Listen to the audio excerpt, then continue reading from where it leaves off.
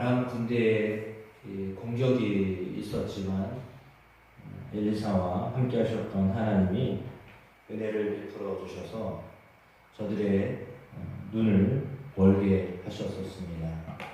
그리고 사마리아 성에 와 있다는 사실로 인해서 매우 충격을 받았고, 이제 그들은 다 죽은 목숨이다 생각을 했지만 엘리사에 의하여서 오히려 잔치를 대접받고 이제 고국으로 돌아갔습니다. 그런데 아람의 왕은 두 번째 침입을 합니다.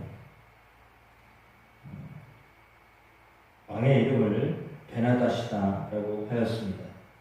이 베나닷은 엘리야를 통하여서 예언을 했었던 왕이었습니다.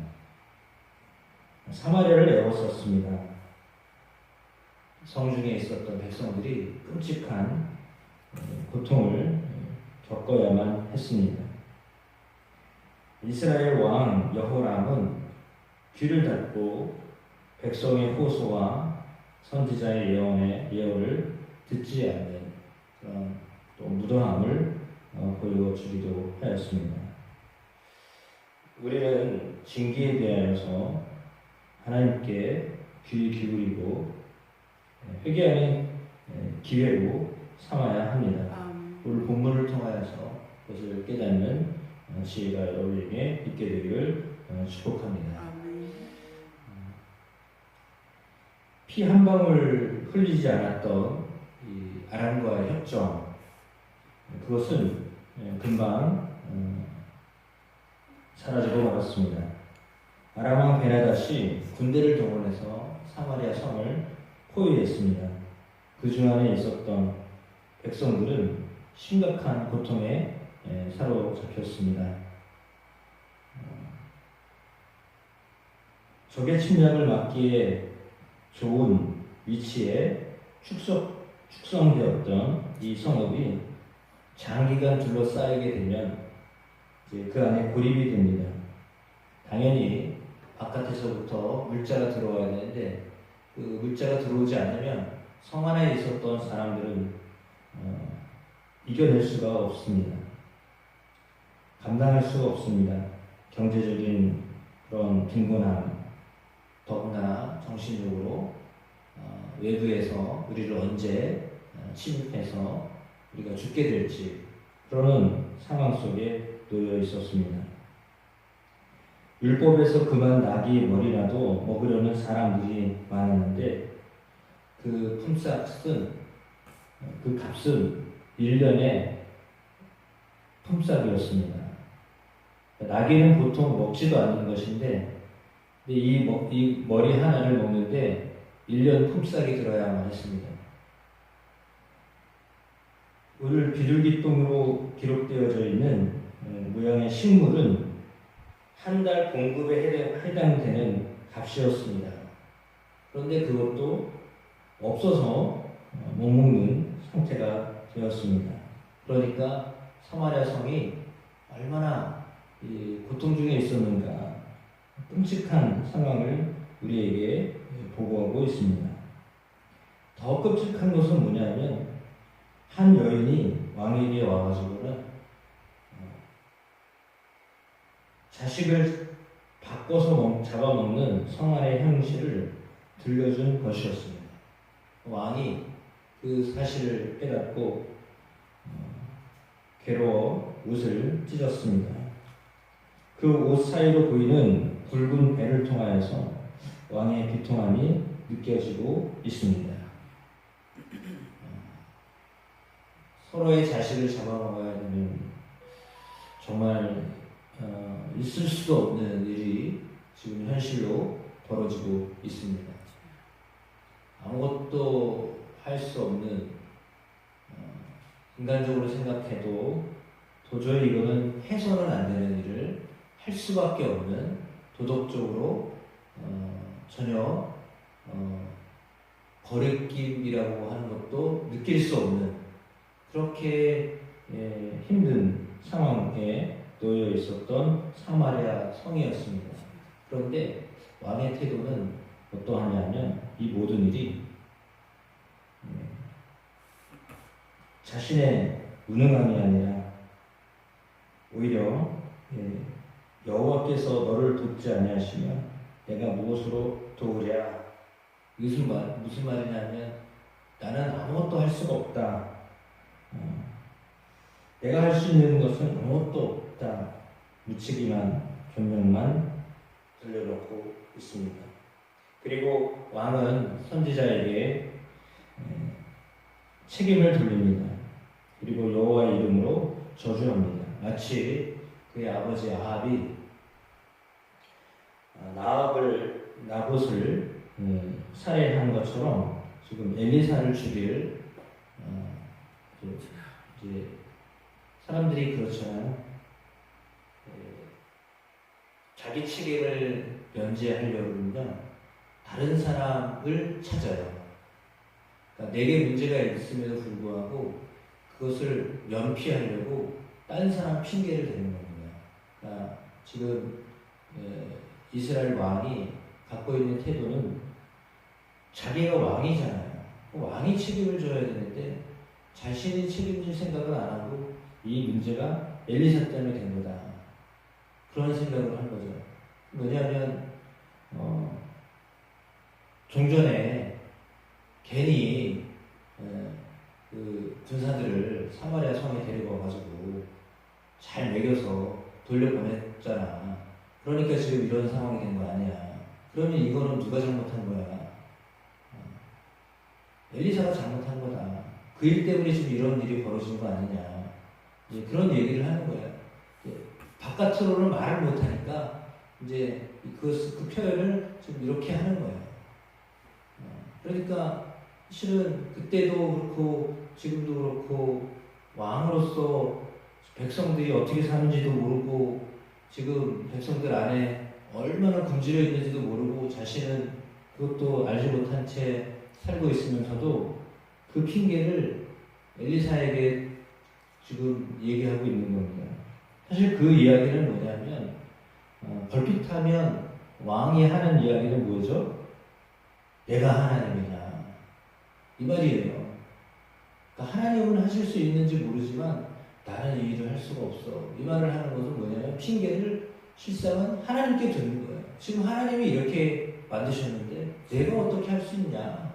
핑계를 대다 못해 이제는 하나님께 두는 거예요. 하나님이 우리를 이렇게 했는데 내가 어떻게 할 수 있냐. 그 말을 하는 거예요. 그래서 사실은 안 좋은 일이 생기면은 다 우리나라 속담에도 그렇지만 안 좋은 일이 생기면 누구 탓이에요? 조상 탓이요. 나는 아무 문제가 없는데 조상이 잘못해가지고 지금 내가 이런 개고생을 하고 있다. 이렇게 말하는 거예요. 그러면 다 면피죠. 다 핑계예요. 아유 내가 잘못해서 이렇게 됐지 라고 말하고 싶지가 않은 거죠. 실상은 인간의 문제는 뭐냐면 내 잘못이 큽니다 라고 하는 것을 하나님이 원하시는 건데 그렇지 아니하고 나는 문제가 없는데 그 누구 때문에 문제가 생긴 거다 이렇게 얘기하는 거예요. 그러니까 그것이 사실은 큰 문제거든요. 인간의 문제가 그거잖아요. 죄가 들어왔습니다. 그러면 에덴 동산에 죄가 들어왔는데 그 죄가 들어왔을 때 핑계를 대잖아요. 서로 부부가 다 하나님이 만드신 저 여자가 나한테 먹으라고 그랬습니다.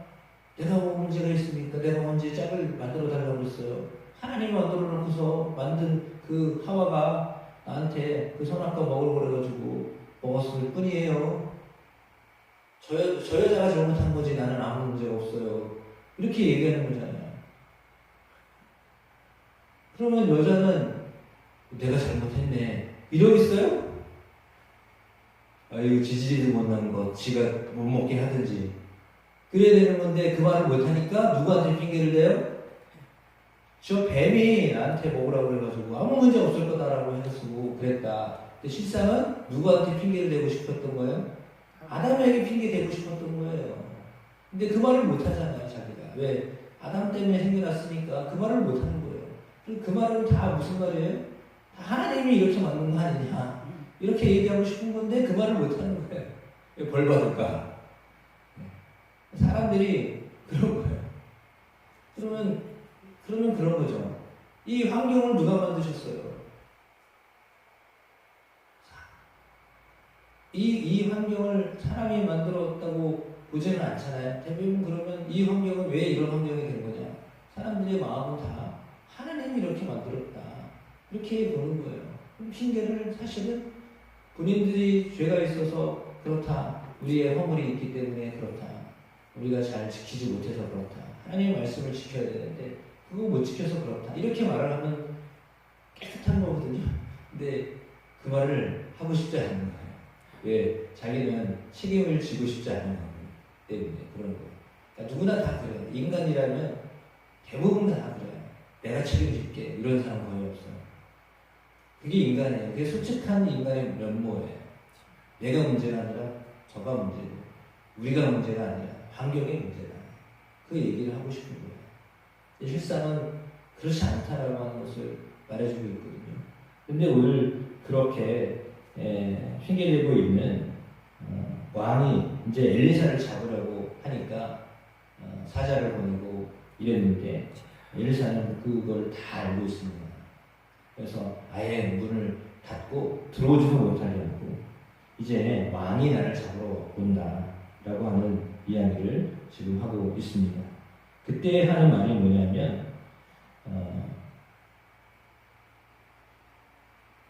그 사자가 와서 한 이야기가 아주 터무니없는 이야기를 하다 보니까 33절에 이렇게 기록되어 있잖아요. 왕이 이르되 이 재앙이 여호와께로부터 나왔으니 어찌 더 여호와를 기다리리요. 그래서 엘리사가 하나님의 말씀을 전합니다. 여호와께서 이르시되 내일 이맘때 사마리아 성문에서 고운 밀가루 한 쌀을 한 세겔로 매매하고 보리 두 수알을 한 세겔로 매매하리라. 그러니까 터무니없는 이야기를 합니다. 지금 있지도 않은 것, 먹을 수도 없는 것들을 먹을 거다라고 말을 하니까 기가 막힌 거죠. 근데 누가 하신 말씀이에요? 엘리사의 입술을 통해서 하나님이 하신 말씀이잖아요. 여호와께서 하신 말씀이잖아요. 지금 당장 남의 집 애를 잡아먹어야 될 상황인데 말도 안 되는 이야기를 지금 하고 있으니까 그들은 그가 생각할 때 왜 이 재앙이 여호와께로부터 왔다라고 말하니까 엘리사가 그 말을 받아서 하나님이 말씀하십니다. 하나님이 말씀하시는데 다 문제가 해결될 거다라고 하는 말씀을 하잖아요. 그러니까 하나님 때문에 이렇게 됐다라고 하니까 그러면 하나님이 말씀하시는데 하나님은 당신이 이야기하는 것에 대해서 반대로 역사하실 것인데 눈으로는 보겠지만 그러나 먹지는 못할 것입니다. 라고 예언을 할 때 아주 이 얘기는 사실은 복된 예언을 하면서 이 사람에게는 재앙의 예언을 하는 거예요. 그러니까 어제도 말씀드렸지만 동시에 오는 거예요. 축복과 재앙은요 동시에 와요. 같이 와요. 그래서 누구에게는 축복이고요. 누군가에게는 재앙으로 와요. 그러면 축복은 누구에게 오느냐 하면 여호와를 의지하는 자에게 축복이 오는 거고 여호와를 의지하지 않는 자에게는 재앙이 오게 되어 있어요. 같이 오는 거예요. 동시대에요. 같은 시간대에요. 누군가에게는 재앙이 누군가에게는 축복으로 오는 거예요. 복음이 그런 거예요. 복음이 올 때 복음을 받아들이는 사람에게는 복으로 오지만 복음을 받아들이지 않는 사람은 재앙으로 오는 거예요. 같이 오는 거라니까요. 그렇다면 우리가 해야 할 일은 복으로 받아야죠. 복음을 하나님의 말씀을 복으로 받아야 되는 거예요. 그 복으로 받아야 재앙을 면하지 않는 사람이 되는 거죠. 그러니까 우리가 하나님을 의지하는 이유는 어쩌면 그냥 안 되는 말로 지옥 가지 않으려고 정말 단순한 진리로 말하면 우리가 지옥은 가지 말아야 될 거 아니에요. 우리가 재앙을 받지 말아야 될 거 아니에요. 우리가 천국은 가야 될 거 아니에요. 그러니까 실상 우리의 가장 큰 목적은 천국 가려고 하는 거예요. 우리의 가장 최대의 목적이 뭐겠어요? 이 땅에서 잘 살려고요? 아니요. 하나님의 나라에 들어가려고 하는 거예요. 하나님의 나라를 지금도 여기서 경험하려고 하는 거예요. 그게 가장 큰 목적이란 말이에요. 그러니까 그 목적을 이루려고 하나님이 우리를 하나님을 믿게 하는 거잖아요. 그렇다면 똑같은 상황에 있을 때 어떤 사람은 그 하나님의 말씀이 축복으로 와야 되는데 저주로 가면, 재앙으로 가면 어떻게 되겠어요? 그래서 믿음이 너무너무 귀중한 거예요. 아멘. 이 믿음이 별것 아닌 것 같지만요, 정말 힘들 때 그 믿음이 발휘하는 거예요. 아멘. 그래서 모든 이들이 진정으로 주의 말씀을 잘 받아들여서 그 말씀에 순종함으로 복 있는 사람들이 되어야 하는데, 그 일을 위해서 하나님 우리에게 먼저 복음을 받아들이게 하신 것입니다. 아멘. 그래서 모든 사람들이 정말 예수 그리스도를 주라고 시인하고 그리스도 안에서 천국을 소유하는 자들로 복된 인생으로 살도록 그렇게 하는 것이 하나님이 우리에게 기대하시는 것입니다. 아멘.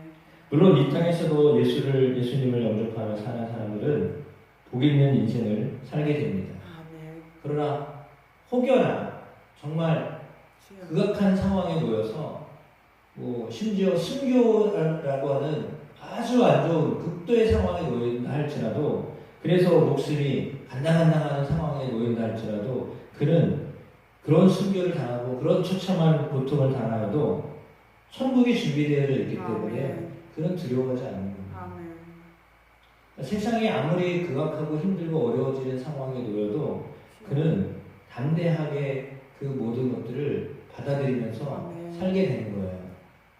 그러니까 엘리사는 이렇게 안 좋은 상황 속에서도 여호와의 말씀, 하나님의 말씀을 듣고 그 말씀을 선포하는 사람으로 살잖아요. 그러니까 그는 두려움이 없는 거예요. 자기를 지금 죽이려고 오고 있잖아요. 왕이 그것도 자기를 죽이려고 하고 있는데도 담대히 그는 하나님의 말씀을 전하면서 상황이 완전히 반전될 거다라고 하는 하나님의 말씀을 전하고 있습니다. 하나님의 말씀은요, 반전을 우리에게 말씀하십니다. 하나님의 말씀은요, 희망이 있다라고 말씀하십니다. 그게 하나님의 말씀입니다. 그러니까 하나님의 말씀은요, 절대 절망적인 상황에서도 절망을 노래하지 않아요. 아무리 절망적이어도 하나님께 소망이 있다. 하나님이 우리에게 희망을 주시고 살 길을 여신다. 그걸 믿고 살라는 것입니다. 저는 여러분이나 하나님께 소망을 두어서 하나님 우리에게 절망 가운데도 소망을 주시고 그 복된 소식을 듣게 하신다라고 하는 믿음으로 견디시기를 축복합니다. 환난의 시절은요, 견디셔야 됩니다. 핍박이 올 때는요, 견디셔야 됩니다. 그러면 이길 수 있습니다. 견디는 자 구원을 얻는 거예요.